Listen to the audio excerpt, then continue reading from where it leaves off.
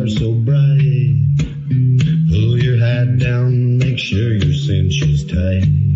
Horses kinda snuffy, cold chill up your spine. Go get your ass moving, son, we're burning daylight.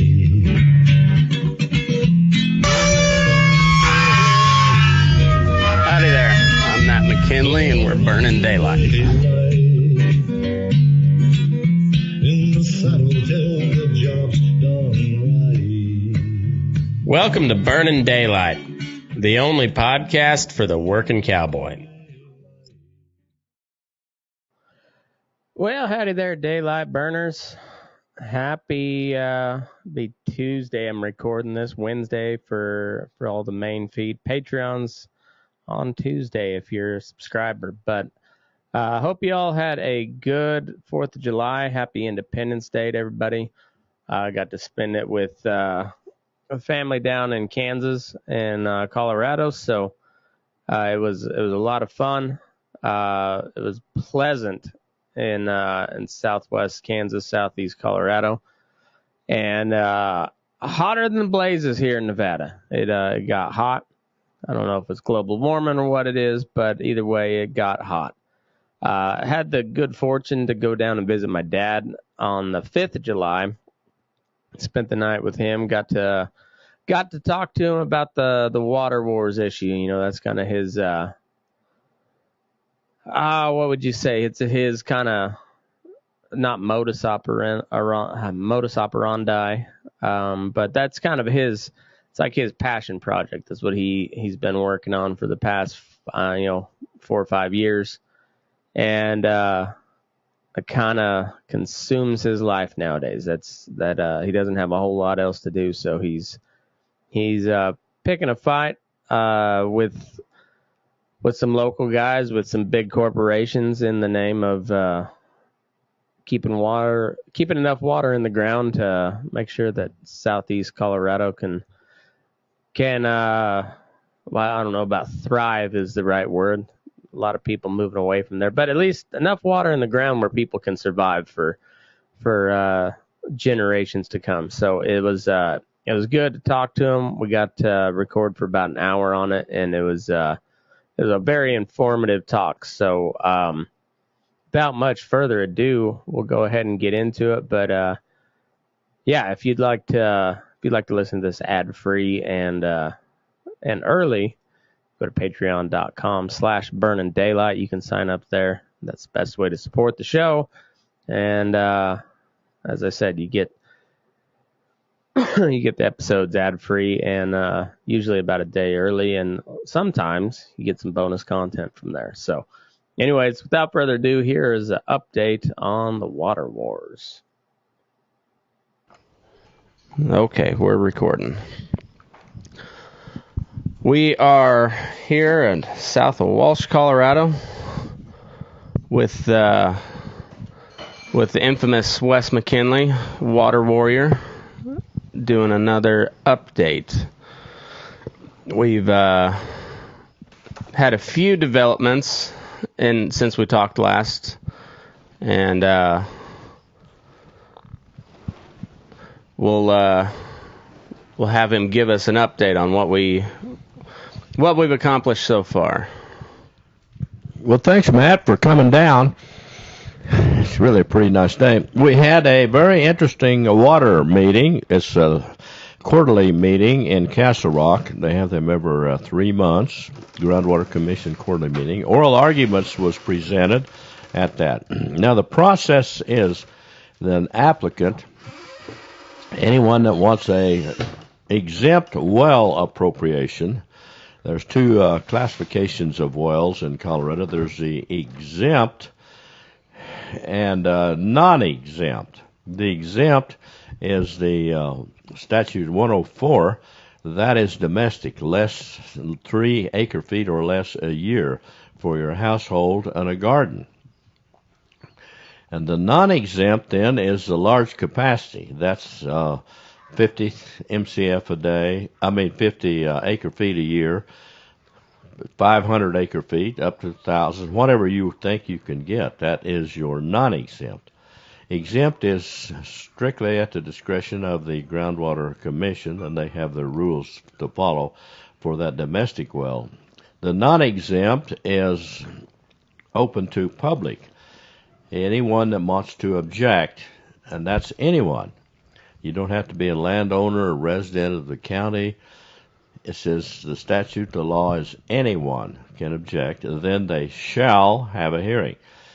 So, and that hearing, the commission, the Groundwater Commission, state engineer, the applicant, whoever wants the appropriation, they must prove there is unappropriated water available. And that's all done by a mathematical formula.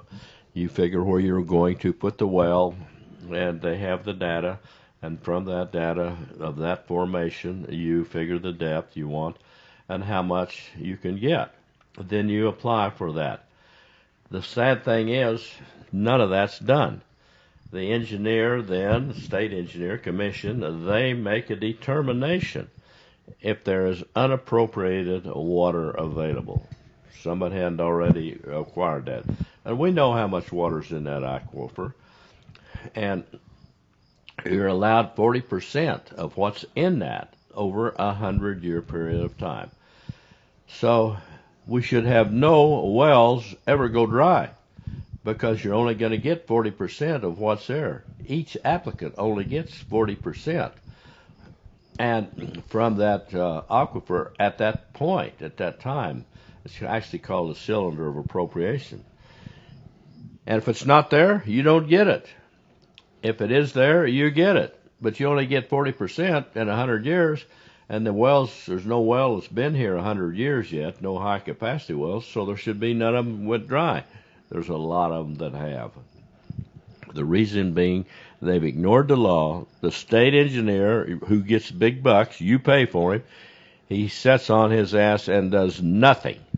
He don't do evaluation. The law says he must consider the interest of all well owners. That's the house well, the windmill, the stock well. He must consider all of that before he grants that. He don't do it. He's too busy relaxing, and you're paying. And then from there, the process is that anyone objects, they set the hearing. Then you send in a little information, and they determine that you don't have a case. So they grant summary judgment. You will get a notice that says, you have no case, it's been proven, and it hasn't. There's only been one case. In all of the legal filings, you see it is McKinley versus somebody. The applicant, the state engineer, the water commission. That's the only case, because they've scared everybody else off. But they didn't scare us off, and they didn't scare the people. And because of my experience, I was able to really kind of muddle my way through this and keep the process going. So the summary judgment, you're dismissed. Then you appeal that decision. You appeal that summary judgment to the Groundwater Commission, and they have what is called an administrative hearing. And at that administrative hearing, you present your evidence, and that's done at the regular quarterly Groundwater Commission meetings. You will be scheduled for oral arguments. You present your information, and the commissioners, Blake Gorley has been an ex-commissioner, and he couldn't get reconfirmed. Tim Hume is now our commissioner. Each designated district, which there are 8 designated districts, groundwater basin districts in Colorado. We're the Southern High Plains Basin. That basin has our representative, Tim Hume. He could not get confirmed whenever the government appoints it. And same with Blake Gorley. He was appointed to that commission probably in about 2014 or 15. It's ironic that he was appointed to that commission the same time that LGS come into Colorado. They were approved or incorporated, registered with the Secretary of State in 2013. right about that time, Gorley's appointed commissioner. To be appointed, the governor appoints you. Then you go before the Senate Agriculture Committee, and they confirm you, or they don't confirm you. If you get past the Senate, if they confirm you, then you go before the full Senate of the House, and they vote on whether to make you the commissioner. And it's pretty much cut and dried, standard. They It's a don't. procedural thing. They don't vote them down very often. Never. And if they accept, you got to accept. Yeah, I'll be the commissioner. It's that simple. So, Gorley comes up for reconfirmation. Because, see, this is about 2019 or so. Okay. He comes up for a reconfirmation. Now, to back up a little bit, LGS was incorporated, registered with the state in 2013. They started buying the property about 2014 or 15. That's the LGS. Yeah. You've rode over there. You've gathered cattle off of that. What used to be the Witcher Ranch. Right. We call it the Witcher Ranch. Before that, it was a Holt Ranch. And old, well-established, about 14,000 acres in it. Right along the Cimarron River and the Oklahoma state line. Right along the river. And our buddy, your good friend, Dennis Teveball, is the pilot and the airport manager. He just flew us over that yesterday. Yeah. With the reporter is looking at it. I hope we get a story out of it. They come in, they bought the property, and then they applied for appropriations for wells. They applied for monitoring wells appropriation, which that's a pretty good deal, because a monitoring well, you simply monitor the quality and quantity of the water. And everybody is interested. They should be, because it's the most important thing on Earth for the survival of the species. Yeah. Humans, animals, whatever. A human 3 days without water, and your body starts to deteriorate, and you start the dying process. 3 days. Yeah. Very important. And it's abundant. God give it to us in abundance. Yeah. Easy. Right here, it's not all that easy. But basically, all you have to do is have a well. You know how dry it is. You've ridden over this country. Yeah. Many miles. Do you know that old timers, my granddad, and even my uncles, my dad's and his brother-in-laws, they say that when they were a kid, and this would have been back in the 20s or 30s, right before the 30s actually, in the 20s, you could find water about anywhere. Yeah. Like this little creek up north of us that never has any water unless they have a big flood. Yeah. Said there would be ponds, little puddles of water in Mm-hmm. Then when we started the farming process and got active in agriculture and using the land, the water level dropped. So the surface water like that disappeared. Then we drilled wells. Now, LGS bought this property, and that's kind of amazing. This is strictly my story, and I don't have that much to back it up. Part of that there was a attorney, Schmidt, that in Springfield, and he put on some agricultural or some real estate classes back in the 80s, 90s, and I took those real estate classes. Yeah. To increase or keep my education hours up. Yeah. I have a teaching license, and I wanted to keep that up, continuing education. So Schmidt put these classes on. I took them. Joe Rosengrantz was another guy that took those. Several local people took them.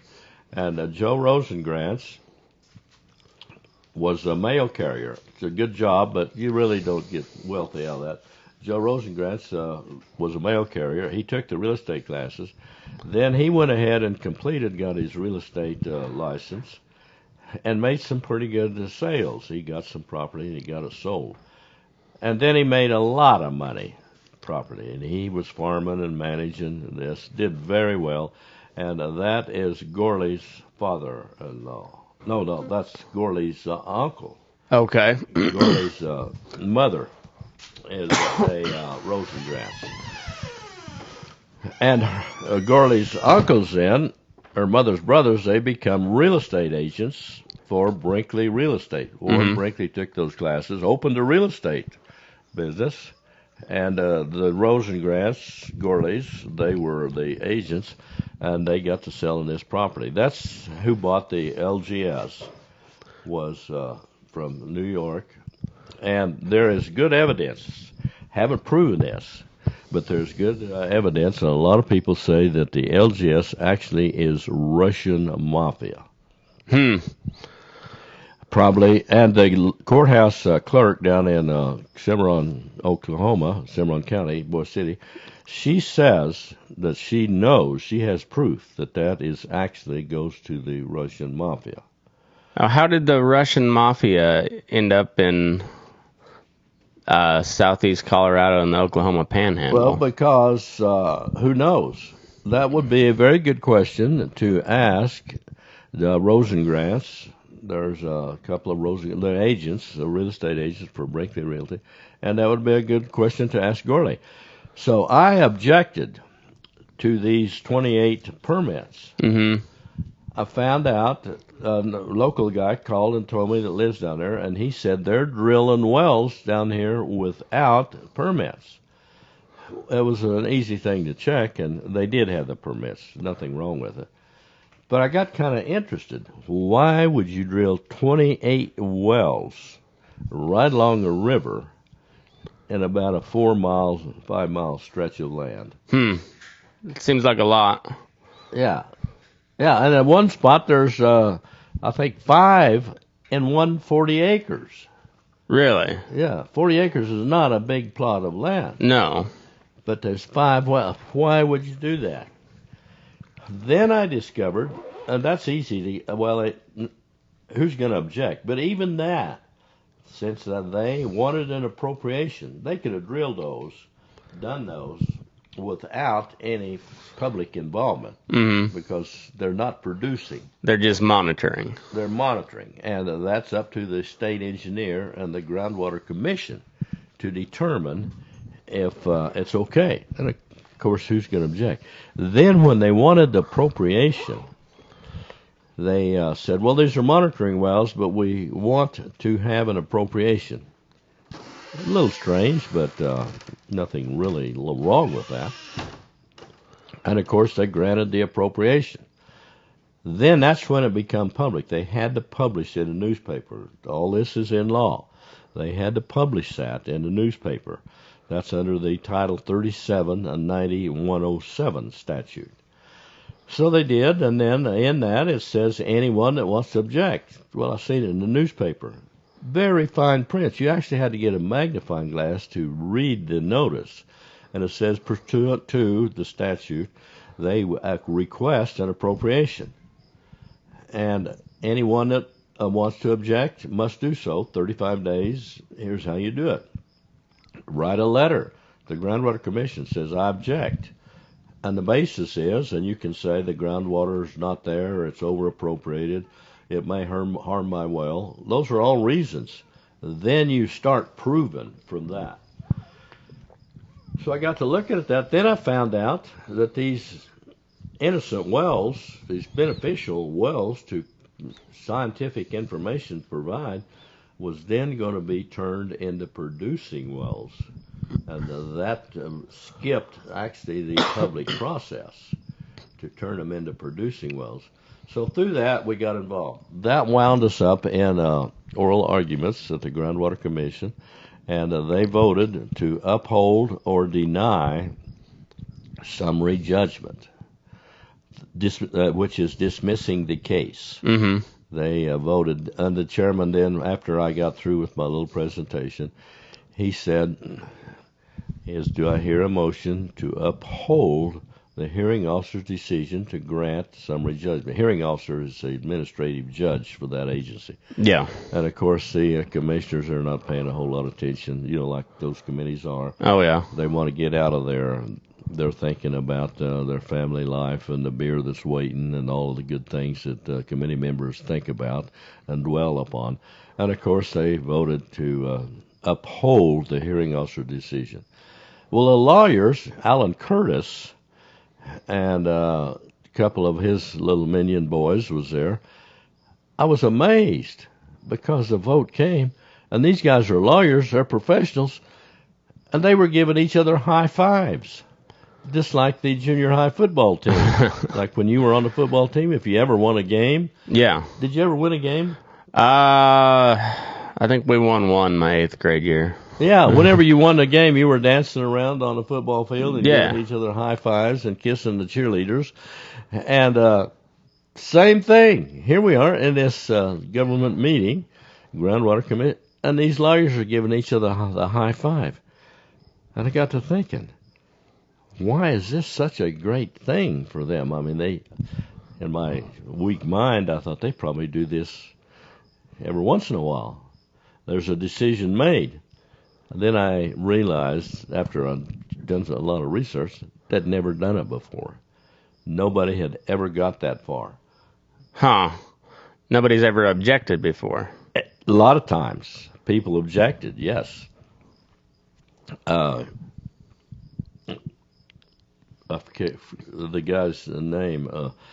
I'll think of it. They objected. Then, when you object, then you have a hearing conference.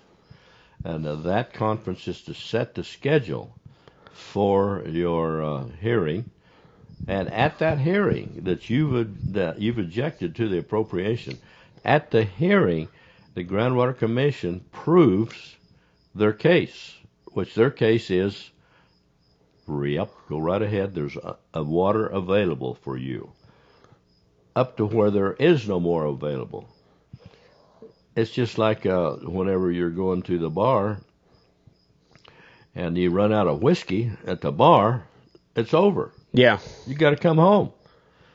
But what if the bar decided, well, those guys are so drunk, but now that whenever we close the bar, we're still going to keep on selling whiskey.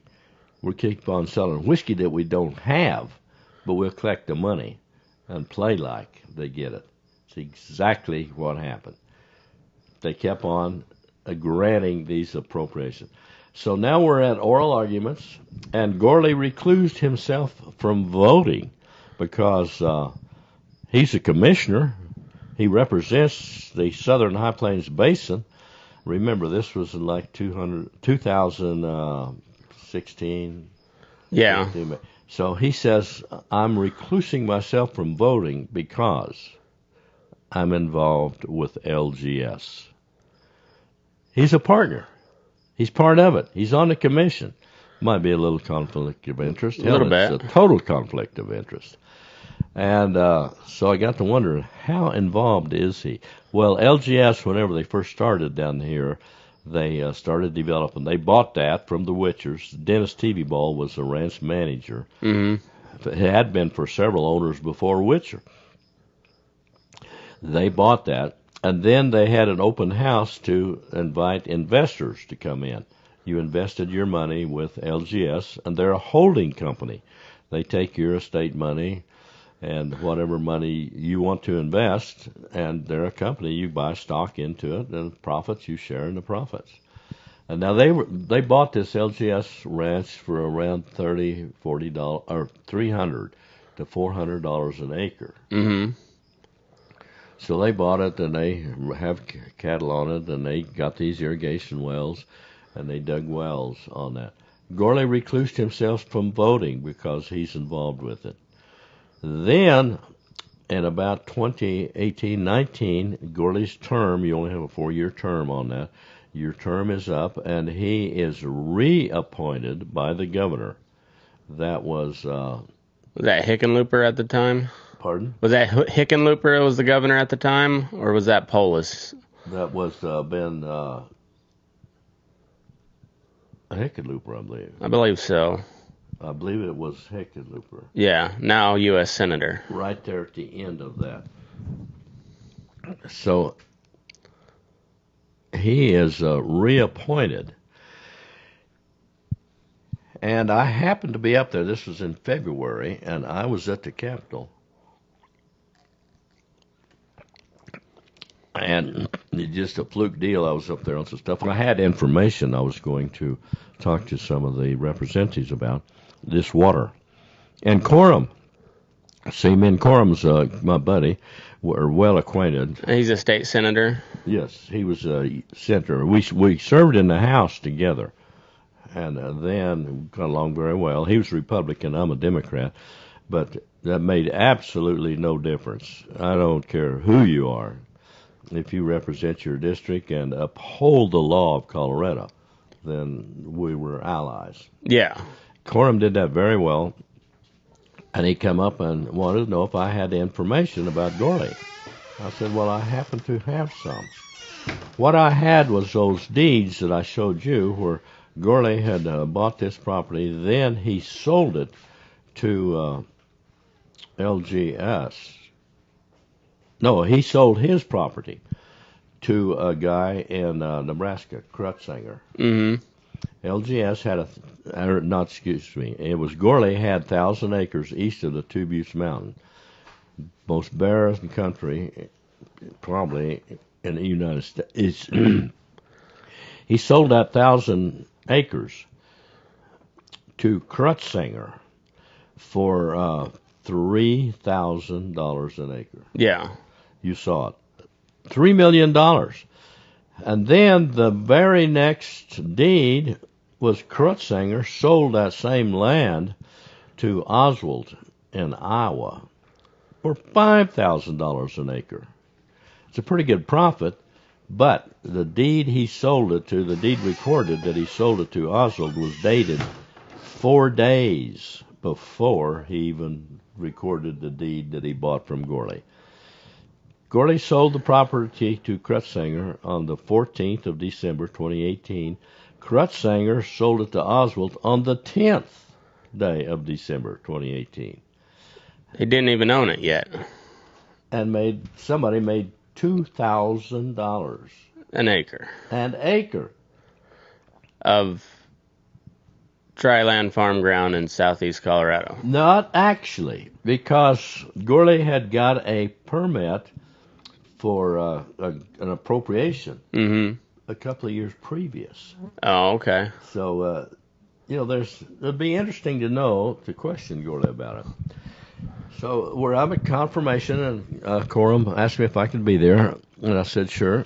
And I said, you want me to say anything or present any evidence? No, and you really don't normally do that. But he said, just be there in case I need anything. But this is good information. Okay. I said, here is some stuff you can have. You can ask Gorley these questions, and he can explain that. Coram's on this commission. Mm-hmm. He's on the committee. And so he can do that. And you're under oath when you're in front of that committee, right? Pardon? You're under oath when you go before the committee, aren't you? Yeah. Yeah. Good point. Yeah, you are to speak the truth. That is perjury if you don't.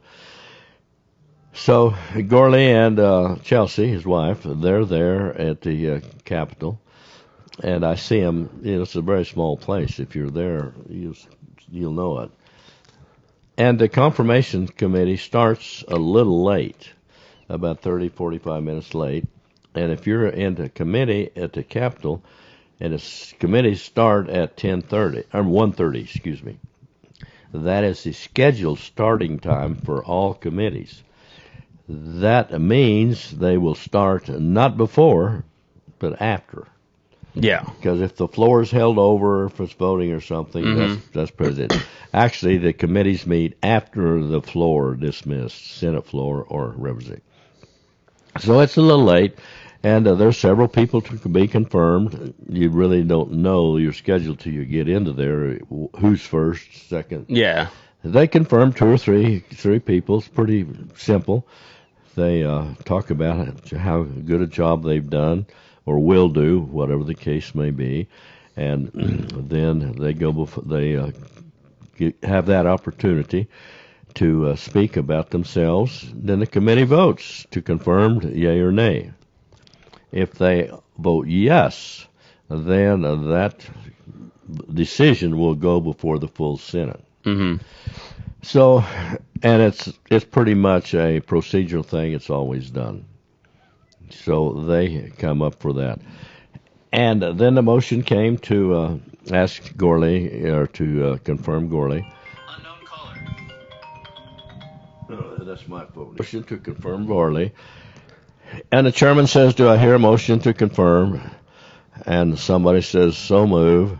And Coram raises his hand. And he has this habit of waving papers, quite dramatic. Madam Chair, before we confirm, I would like to have the opportunity to discuss this. Well, sure. So he said, I have information here, and I would like for clarification from Mr. Gorley about some of the information I've got. And they said, well, Mr. Gorley's not here because he had a prior commitment. That's ridiculous. But he had this prior commitment that he had to go. And Coram said, well, Coram, of course, knew that. It's quite obvious Gorley wasn't there. Coram said, well, in that case, I make a substitute motion that we hold off making a decision until I've had an opportunity, this committee has had an opportunity to clarify some things with Mr. Gorley. And that's a procedural thing. Mm-hmm. And the committee said, okay. All in favor? And, of course, they said aye. So the Gorley's confirmation was delayed. Mm-hmm. Then Gorley wrote a letter of resignation. And the letter of resignation said, I hereby resign my position and no longer am a candidate for reconfirmation. And then he said later that it was just too much BS. And I had heard, strictly rumor, that he had said that he was going to resign anyway. Oh. Well, he didn't because he was there for reconfirmation. Right. Seems... He did not want to answer these questions. And all he had to do was just, he could even written a letter to the committee saying, what are the questions?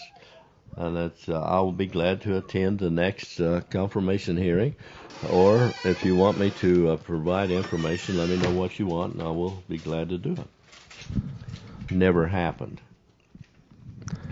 Well, and we were looking at those deeds, and you were saying it's not technically illegal to do that little switcheroo prior.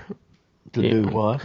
The sell those deeds. I don't know. I don't know how that works. Where the guy that he sold it to could resell it before he actually owns it. But while it may not be technically illegal, it is highly unethical, which raises some serious doubts for an appointed groundwater commissioner.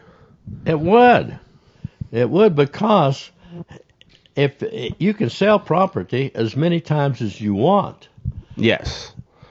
And if it's in your name, whatever name it's in, if you go to the courthouse and check that, and if you bought property from Crutzinger and you went to the courthouse and to check it, and Crutzinger come up as the owner, that's the first step. Yeah. And then you buy title insurance and warranty deeds and all of that. That's the first step. But if you go to the courthouse, and if Crutzinger sold you property on December the 10th, and then or before, anytime, if you were making a deal, you said, I better check. You go to the courthouse and found out that it's recorded in Gorley's name, you'd say, I ain't playing. Yeah. I'm not giving you $5 million for something you don't own. Tempting until after you've proven Right. somebody that you own it. That would have been a very good question. Yeah, it's highly unethical and not ever done. But they did it. So now Gorley gets off of the commission. And then the next appointee is Jason Crane. And I think Jason's probably a pretty good boy. But he was farming some land for Clifton. And Clifton, out east of Campo, Mm-hmm. Clifton had this property. They're from Arizona. They owned it, and Crane was farming it, and they wanted an appropriation for a well. And it was objected to. Mm-hmm. So then they had to go through the proof, and then they got an attorney, Alan Curtis, sweet-smelling little fella from up in Denver, and they got him, and he went through the whole process and filed summary judgments. We filed papers, and, of course, I lost that case. And then Jason Crane, and this had nothing to do with him. He was strictly the farmer. This was a legal thing. But he comes up for confirmation because he's appointed to the Groundwater Commission. Huh. And he comes up for confirmation, and, of course, he's confirmed. And then Coram calls me, and he says, do you have information on Crane? I said, not really, but I have information on the landlord, and there's some questions about the appropriation on the land that he's farming. And Coram said, I want it. So I give it to Coram, and Coram, and he's, like I said, Republican. Pete Lee, he was a senator at that time, Democrat. Him and Coram worked together. You know Pete Lee. Pete's been down and riding. Yeah. Quite a pretty good cowboy, pretty good hand on a horse, and knows quite a bit about this area. Yeah. Ridden over Picture Canyon, seen the water levels, and seen how we no longer have the spring water in Picture Canyon that we used to have. Yeah. What springs are dried up. He was quite interested. So they come up, and Crane's confirmed by the committee. Then he comes before the whole Senate. I send to Coram the information. Coram gets up before the whole Senate and says, I was surprised he used my name. I didn't care, there's no secrets. Yeah. And he said, I have this information from our friend, Representative McKinley, and he presented the information about the appropriation, not about Crane, but about the appropriation, and says, I ask for a no vote on this confirmation. This is before the full Senate. Mm-hmm. This was Polis. Okay. And Pete Lee, Democrat, voted no confirmation. Huh. Well, Pete Lee had told me that before whenever Polis was elected, he got all the Democrats together, the Democrat caucus, and said, you, as a Democrat, as a Democrat Party, will support everything that I want to do. My policies, my laws, my decisions, you will support them. If you don't, you will be out. Huh. So, of course, Pete Lee, he knew about the area, and he knew me. He's quite knowledgeable. He was the chairman of the Judicial Committee. Pete Lee voted no. He said that he looked outside the window. You know how it is there at the Capitol. Yeah. And the governor's liaison guy was standing outside the window. As soon as he come off the floor, see, the only ones that can go on the floor is the senators. Yeah. Unless they send you a card or invite you To the floor. And there's a guard standing at the door, the sergeants in green coats. Yeah. They're standing there, and you don't go on there unless you're invited. Pete Lee said the governor's liaison guy, the Polis boy, was waiting outside. The governor wants to see you. Pete said they was pissed. Oh, I bet. The governor was mad. And the newspaper come out, there was an article in it, the Colorado Political newspaper, said that for the first time that the governor's appointee was not confirmed. And the Democrats were in total control. Oh, yeah. Super majority. But, yeah, super majority. And Pete Lee said he looked at the board. You know, it's a recorded vote, official. And he was surprised how many Democrats voted against it simply because he voted. Mm-hmm. They look to him as a leader. They don't know nothing about this country. Yeah. And and that's quite common. When you're up there, there's 65. You can't know everything about everything. And you look to the people that have knowledge. And since they know that Pete Lee has knowledge about it, even though he is from Colorado Springs and a lawyer from New York, I think, originally. They followed his lead because of his leadership abilities and wisdom. It's kind of ironic that the next election, you notice what trouble Pete Lee got into. I guess I hadn't heard that. Well, they charged him with fraud with voting because the district changed, and his district changed numbers. Uh-huh. And they put up some kind of a charge that he had tried to vote in the wrong district. Oh, And jeez. that was a crime. And he ultimately resigned. And he told me that he was getting older and he was wanting out anyway.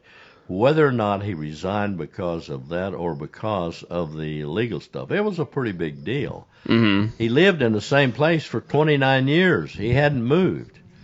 But the district changed. Oh, jeez. See, we were District 64 down here when Yeah. I was in there.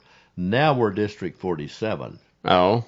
So we're in a different district because of redistricting, and I'm not sure of the technicalities, but we changed. Same thing, basically, and Pete beat the charge, but it was quite dramatic. I've often wondered if that had anything to do with his vote. I haven't asked him about it because, he didn't want in. So, but it was big news. The first time the governor's appointee and his own party denied the appropriation. I felt kind of sorry for Jason because I think he was okay on that. Yeah. Well, then, we don't have a commissioner.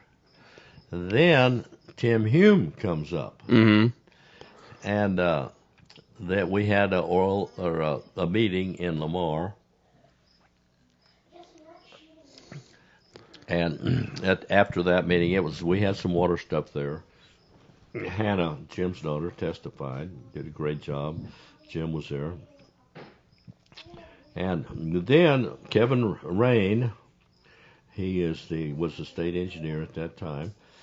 He came up and wanted to know if he could talk to me. Sure, I talked to everybody. You ought to have seen some of the people I talked to at the Capitol. Oh, I bet. Oh, it was a lot of fun. and the word got out, I guess. If you want to talk to Representative McKinley, talks to you. Yeah. I didn't really talk. I did more listening than anything. So Kevin Rain came up and said, I'd like to visit with you. And I said, tell me the time. Well, he said, anytime you're in Denver, call me if you're going to be coming up, and we'll see if we can meet. And I said, okay, well, if you want to meet, you can call me or you can come down here. Anytime. I will schedule if possible. And I hardly ever get to where I can't change the schedule. And he said, okay. So it wasn't too long later, I was going to Denver on an issue and called Kevin Rain. I said, Kevin, I'm going to be in Denver. And he was a nice guy. We were cordial. We had no problems. And so then I called him and said, Kevin, I'm going to be in Denver, in Littleton, at my buddy Ed Snyder's, and we will have time to meet if you want to. Oh, great, sure. So we set up a time to meet, and he wants to know who I want him to bring, and I said, I don't care who you bring, whoever, makes no difference.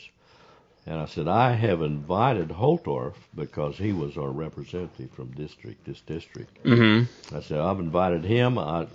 Just strictly protocol. I don't know whether he'll come or not.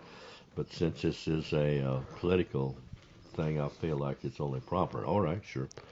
Of course, Holtorf can't come.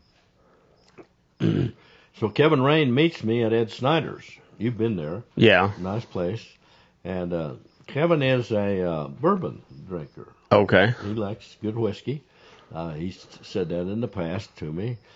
I forget how it come up.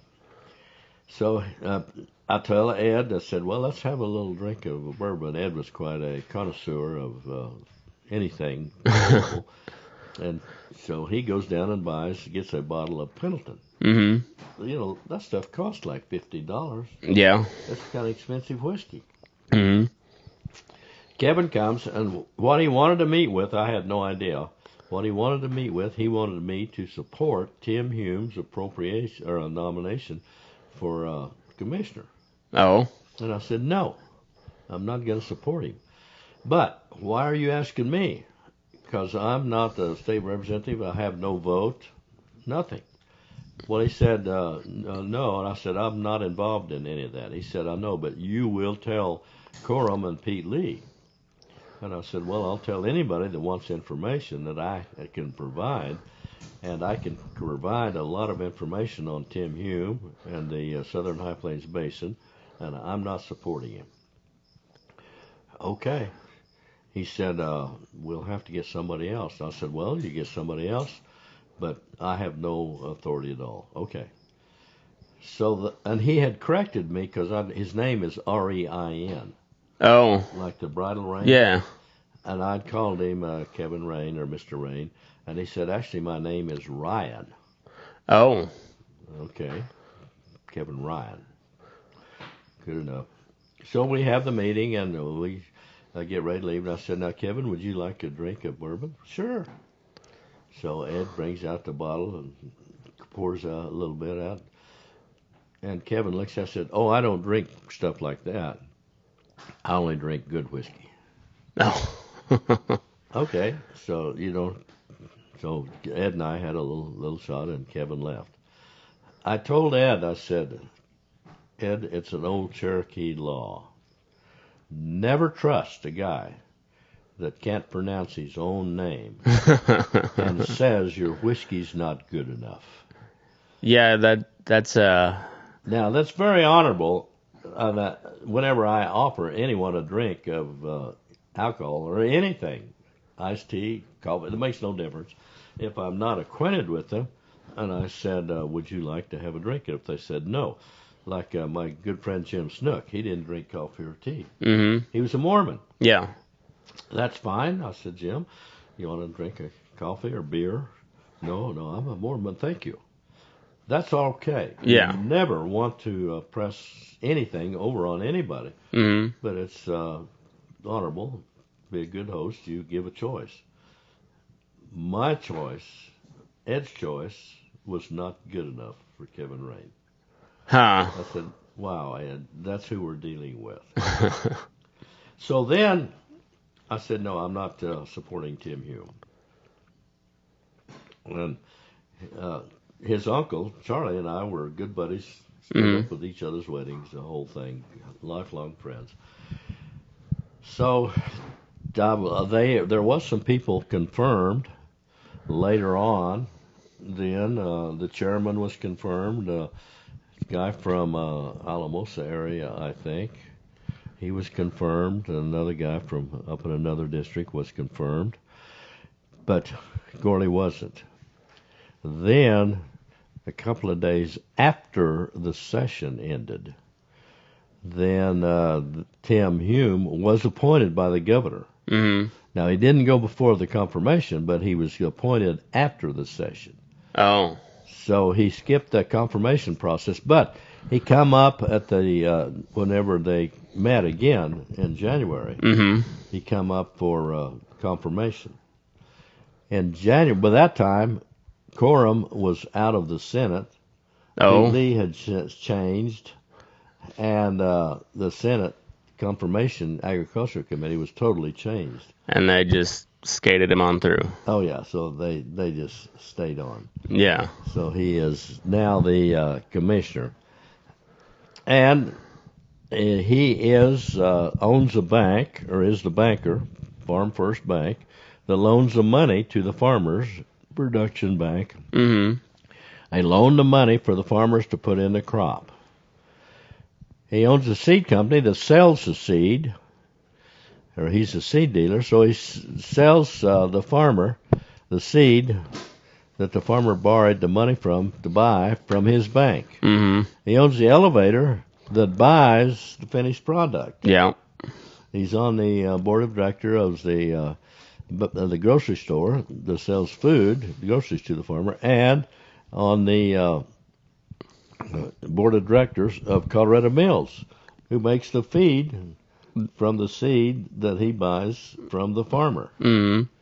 He's also president of school board in Walsh. Gorley's father-in-law is Hargrove, Richard. He is the superintendent of schools. Mm-hmm. and they got a $14 million to build a new school. Huh. That school was not in bad shape. No. It was new in 1960. I was a freshman halfway through my freshman year when we moved into the new school in 1960. And it was a great open air, lots of windows. Tore it all down. The gymnasium, the whole thing. Yeah. Tore it down. Also, Gorley's father-in-law, his wife's daddy, was superintendent of schools in Springfield. And they had a very same situation, totally new school back in about 1960, 62. Mm-hmm. I taught school over there. It was a great building, very pleasant, user-friendly. They tore it down to the tune of around $45 million. Oof. Got a new school. While Hargrove, Gorley's father-in-law, was the superintendent. Then he moved over to Walsh as a superintendent, and they get a new school. Oh, jeez. Huh. And Tim Hume, not associated with Springfield that I know of, but he is on the school board. Mm. So there's some real interesting situations involved in that. Yeah. Very interesting. Well, maybe if you got time, maybe you should go ask Richard. He's your uncle. Yeah, maybe I could. I imagine he wouldn't be too thrilled about your that. Cousin, your first cousin. Yeah. Well, Blake also owned the drilling company that was putting in all these wells. So he's a water commissioner, but owns the drilling company. Did he own the drilling company? That's what I heard. I heard he owned the drilling rig, and it's all very. It sounds a lot like Washington D.C., doesn't it? Just where it's just a revolving door of people that all have their hand in the same pot, and it all comes from our money essentially. Unfortunately, yes. Now, Gorley, the drilling company, I didn't know that, but it's well confirmed he is the sprinkler dealer. Yes. Yes. He sells sprinklers. That's a known fact. And strictly rumor, but I heard he was involved with some kind of a big water deal that's pending. Mm. I don't know what it was. I haven't found out. I haven't checked, but I don't have the information. Yeah. So that's all very far. Now, going back to LGS, they bought this property 2015, 17, 10 years ago, 19 years ago. Then they Hayden Realty was the realtor, and Hayden kept their guy down there, Kerry Cromer. He was the guy managing it, did that, and they put in these, converted these monitoring wells to production wells, and they haven't put them all into production, but they then combined with the Kona elevator, CK. Mm-hmm. You've probably been on the CK. We worked down there too. They was the CK. They come together, and Greenland developers bought the Cimarron Valley Ranch. Okay. Greenland developers is and it lists the people. They've got offices all over there. Actually, mother country state is Missouri. Okay. No, I'm sorry, Georgia. Their mother company is Georgia. Okay. Missouri's another issue, another water problem. But they are out of Georgia, same place LGS is out of. Mm-hmm. They're real close to the same address. Greenland Developers is worldwide, and if you trace their development part of, they go to Shanghai, China.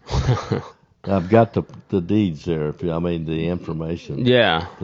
So now, and again, the lady at the courthouse in Boise City, she confirmed. She said, yes, there's no doubt that they are Chinese-owned. Greenland Developers. Huh. They have 80,000 employees.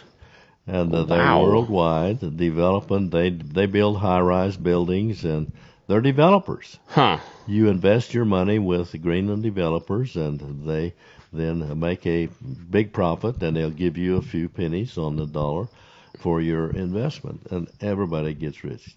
Shanghai, China, Huh. is now owned that. That is 44,000 acres. Jeez. 25 miles of the Cimarron River.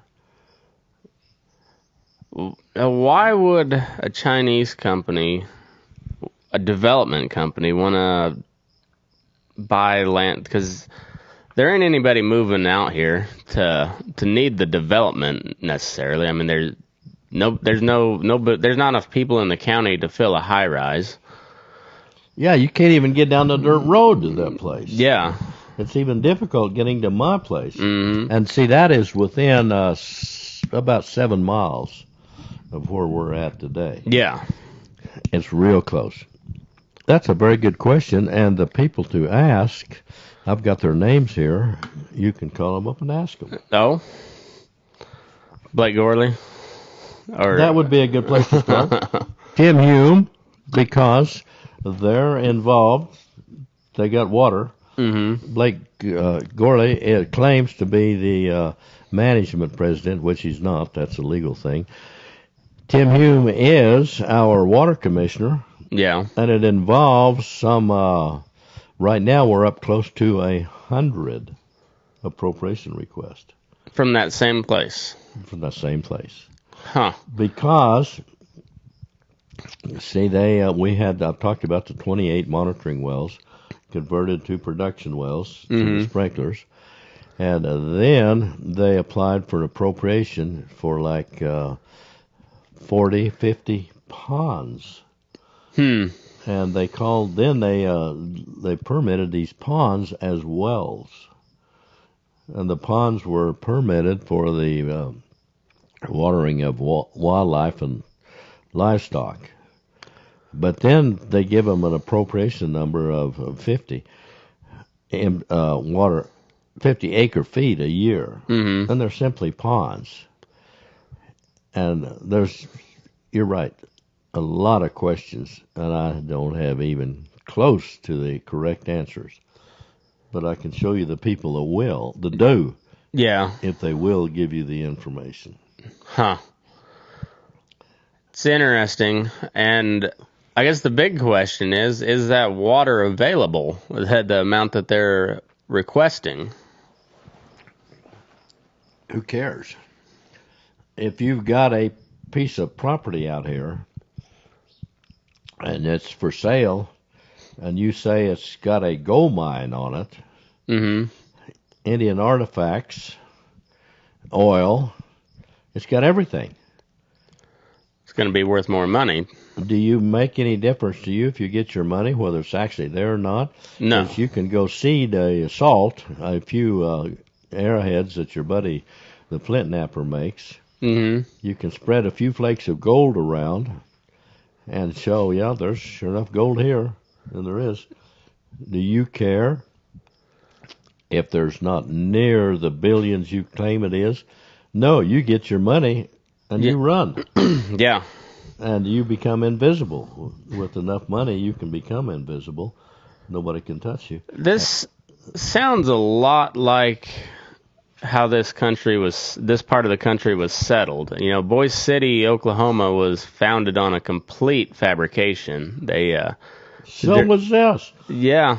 Because the developers, Greenland developer might have been involved in that. They said, come on, we'll break this land up. Don't worry about the rain, because once you break it up and expose the soil and kill that nasty buffalo grass, it keeps this country alive. The rain will follow the plow.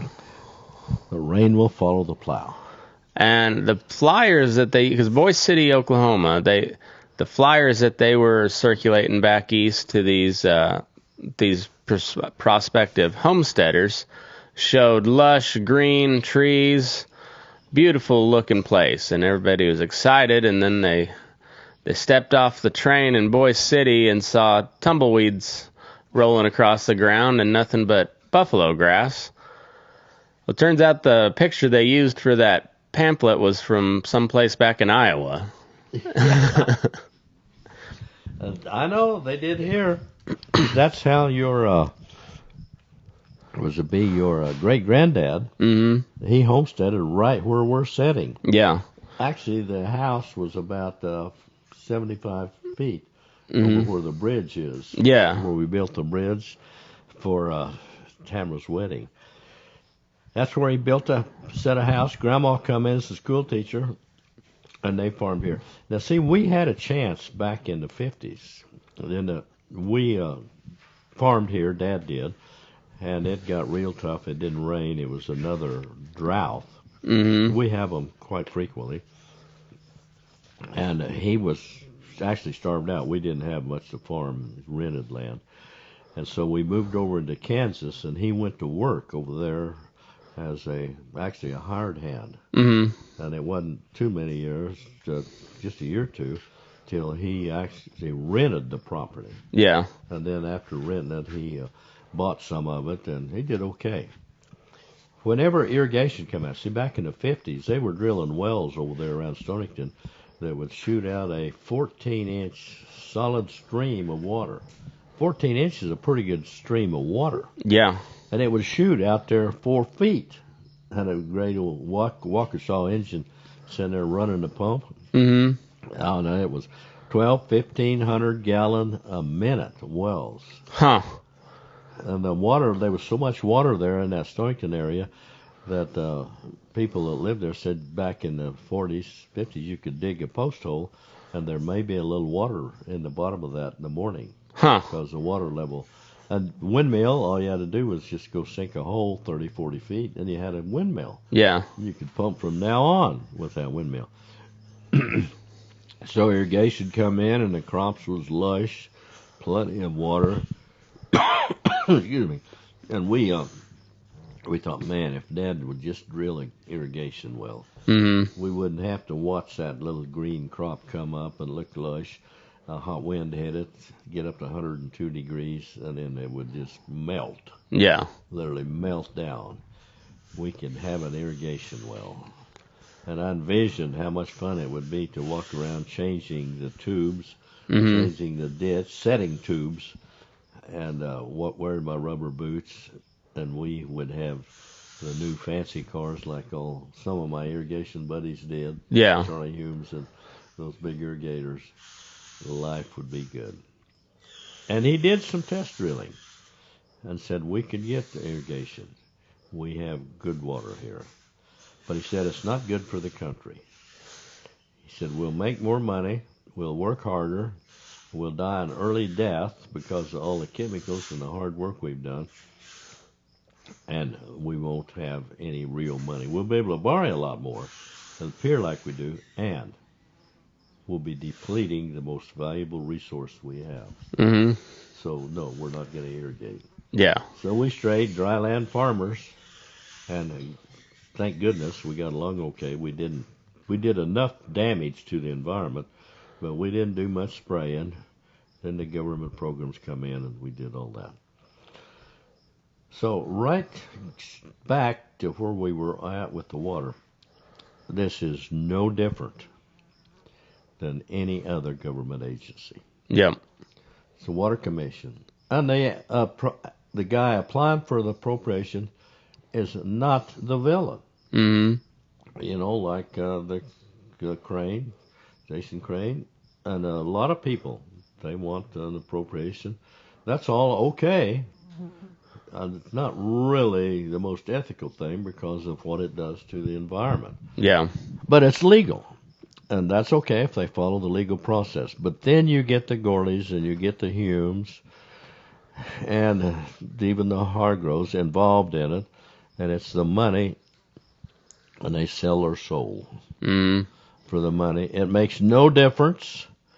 I've even got it here on proof that the water attorney, asked me at my contempt of criminal court hearing if it was my opinion that the law was what it said the law was what it says, or the law as interpreted, as told by Judge Brinkley and the lawyers, the Attorney General, or was that the law? And I said, you're exactly right. The law is what it says. Mm-hmm. That's easy to understand. And I'm not exactly, and I told this in court in my contempt hearing, I said, I'm not exactly ignorant of the law. I know something about the law because last summer I actually read 2 John Grisham books. So, I consider myself pretty well up. Basically an expert. Yeah, and I think Mo read The Lincoln Lawyer. No, there we go. Mo was living with me then. Your uncle, Mo, my grandson. No, I'd be your cousin. Yeah, my cousin. Yeah, Mo's your cousin. Great little fella. He did that. So that's where we're at. And it's accountability. The thing that's unique about this is that I'm a position to know something about it because of my studying over the last 6-7 years. Should have went to law school. Yeah. Of course, by then I would have been so dumbed down that I would have gotten a lot further, but I wouldn't have accomplished nothing. It doesn't make any difference how far you go. It's what you accomplish when you're plowing the furrow. Yeah. That makes a difference. I wouldn't have done that. But it's been a lot of fun. And I'm right. And I'm getting support. Well, I've always had support, but more people are starting to stand up. See, Gorley sued me for $50,000. Yeah. And that was his attorney fees. That's what he had paid Alan Curtis. I got the information here that he paid him, and the losing party to litigation.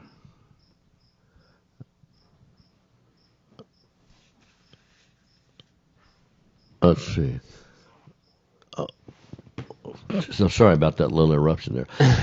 And we can do something about it, and the law is there, and Alan Curtis wasn't at the last meeting we had in Castle Rock.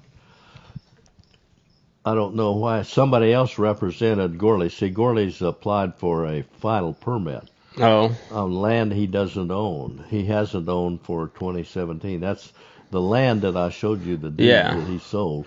He's applying for a final permit, and that's all on legal statutes that follows that. He follows none of them. But he gets by with it. But at some point, if we stay the course, there will be an accountability happening. Well, that's good. Well, I think you've done some really good work. Pissed a lot of people off, but you've brought a lot of attention, and people have started to come around. And I think it's a worthy fight to be had, because, as you say, water is the most vital resource that we have, and we don't have a whole hell of a lot of it down here. I know, and everything that I've done, I can tell you where it comes from. Mm-hmm. The study. We do have a $250,000 grant that the Groundwater Commission. Tracy Crossloff is the deputy director, and she's very congenial, does a very good job, and I'm trying to follow the law. Mm-hmm. She is that. And the Attorney General, of course, Phil Weasel, the Attorney General, it's kind of amazing that the rumor, strictly a rumor, that he's kind of trying to line himself up as the next governor. Mm. I've got the information on all of these filings, and there's been hundreds of them. These filings got the Attorney General stamp because, see, the Attorney General represents the agencies. That's his job. Yeah. He represents them. And it's got the stamp of the Attorney General. It has the lawyer's name on there, whichever one, and there's hundreds of them on there. Then it says in plain print, the opinion here is not the opinion nor the decision of the Attorney General. So here's a guy that throws away his own employees. Yeah. You know, whenever you work for somebody, the guy that you're working for stands up for you. Yeah. Even if you're wrong, but that's between you and him. He stands up for you. Here this guy's wanting to be, according to rumor, our next governor, and he won't even stand up for his own employees. Yeah. What kind of an individual would that be? Uh, That would represent. How well would he stand up for the citizens of Colorado if he can't even stand up for his own employees that willingly go to work and paid? yeah. He won't stand up for them. Well, it's kind of the same way of all these people that are making money hand over fist off of land they know doesn't the water can't support this irrigation for very long, and they're sucking the aquifer dry. I know, but in the meantime, if you got the appropriation, if they've given you 50, 100 acre feet a year, then that's valuable. Just that appropriation. Just the shares in the gold mine. Even though there may not be any gold there. Yeah. If you've got shares in it, Yeah. that has value. Oh yeah. That's what these appropriations for. It's not the water. It's the paper. Yep. Yeah. That paper will circulate. And when it's gone, then you just build new paper. Yeah. Move on to the next Boise City, Oklahoma that you fabricated. Yeah, you can get in and shaft the next innocent victim, Yeah. as you say. That's exactly right. Well, this has been enlightening, and I know the listeners really enjoy when you explain this stuff. So thanks again. And, Matt, I'd like to put a little advertisement, a little commercial in here. Okay. Anyone that wants to get the information, let me know. I will go about anywhere I can afford to go. Mm-hmm. And anywhere I'm paid can get the expense to get there. Yeah. And put on a little seminar, a little class, explain what you can do, organize. We need to come together. Yeah. And it only happens when enough people, little people, raise up and said, we don't care. Mm-hmm. But our voice will be heard, and the toe of our steel-top boots will be heard as they go into your body parts, that here's the law. Yeah. Like it or not.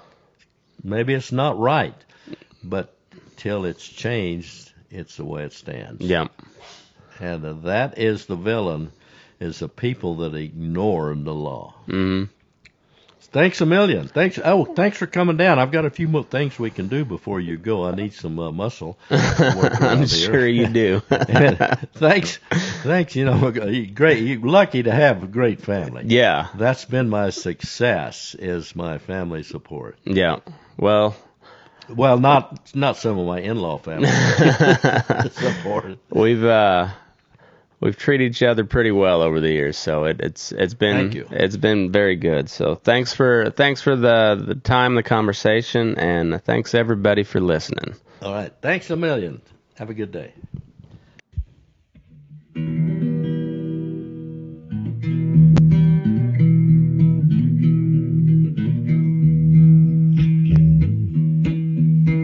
Your eyes up in the morning, beneath the stars so bright. Pull your hat down, make sure your cinch is tight. Horse is kinda snuffy, cold chill up your spine. You'll get your ass moving, son, we're burning daylight. Burning daylight. Burning daylight. In the saddle till the job's done right.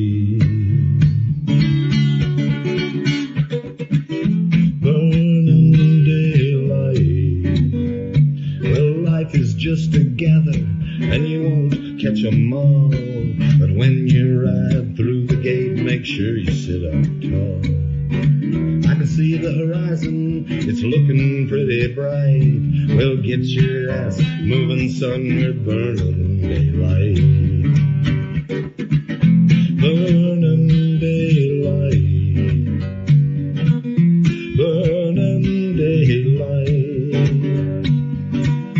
In the saddle till the job's done right.